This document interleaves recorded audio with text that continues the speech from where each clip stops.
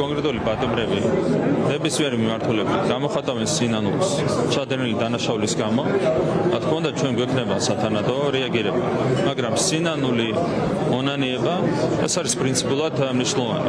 Როგორც ჩანს, ირაკლი კობახიძე ისევ ტყუის მაშინ, როდესაც სინდისის პატიმრებს თავისუფლების სანაცვლოდ დანაშაულის აღიარებას სთხოვს, რადგან შეწყალების მოლოდინში ორი პატიმარია.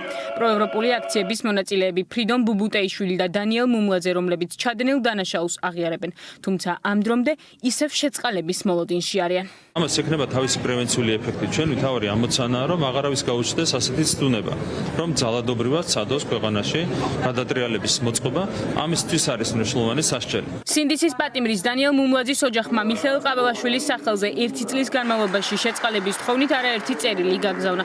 ყაველაშვილის მხრიდან კი უარი მიიღო. მუმლაძე დანაშაულს დაკავების დღიდანვე აღიარებდა, თუმცა მას არც საპროცესო შეთანხმება გაუფორმეს.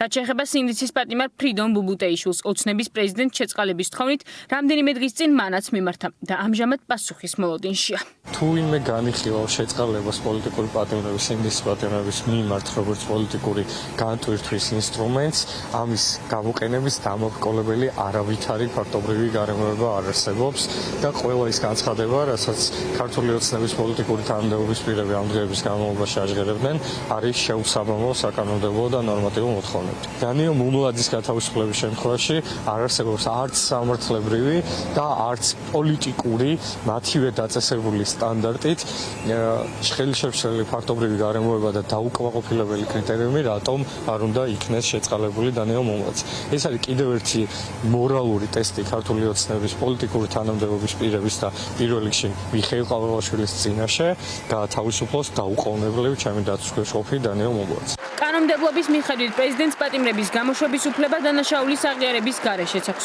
ამის ფონზე იურისტების მხრიდან კობახიძის განცხადებები პატიმრებზე ზეწოლად და მათი გატეხვის მცდელობად ფასდება. დღეს კიდევ ერთხელ მოვისმინეთ განცხადება კობახიძის, რომელიც ამ პროცესს, რომელიც არის პოლიტიკური მართლმსაჯულება უდანაშაულ ადამიანების მიმართ, არის ეწოლის განხორციელება. ეს სასამართლო პროცესები ჯერ კიდევ არ დასრულებულა.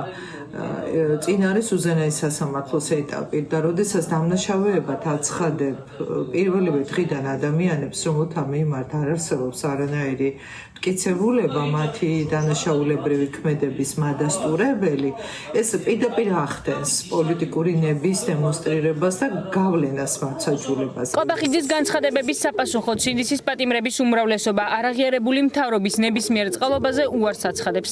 რეჟიმის ტყვეების ოჯახის წევრები მიიჩნევენ, რომ მათი შვილები ციხეში უკანონოდ ხედან და ეგრეთ წოდებულ მთავრობასთან თანამშრომლობას არ აპირებენ.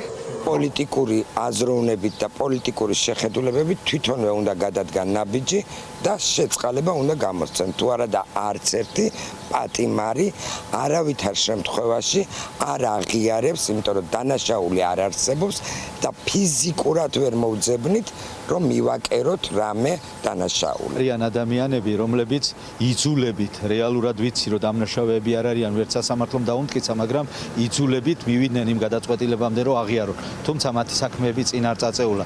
რაც შეეხება ადამიანებს, რომლებიც არ აღიარებენ, დანაშაული არ ჩაუდენიათ, პროკურატურამ ვერაფერი ვერ დაუმტკიცა, ვერც ერთს და მათ შორის ჩემშვის ზვია ცეცხლაძეს, შესაბამისად კობახიძის განცხადება შეიძლება შეფასდეს ძალიან უპასუხისმგებლო და უტიფარ განცხადებად. სინდისის პატიმრების შეწყალების საკითხი აქტუალურობას არ კარგავს. ჯერ კიდევ შიო მესამის აღსაყდრების დღეს სასულიერო პირებმა მედიასთან საკითხზე ღიად ისაუბრეს. სინოდის წევრები პატიმრების შეწყალების ჰუმანური აქტის მომხრე არიან და არაერთხელ მიმართეს ქართულ ოცნებას ციხიდან სინდისის პატიმრების გათავისუფლების თხოვნით.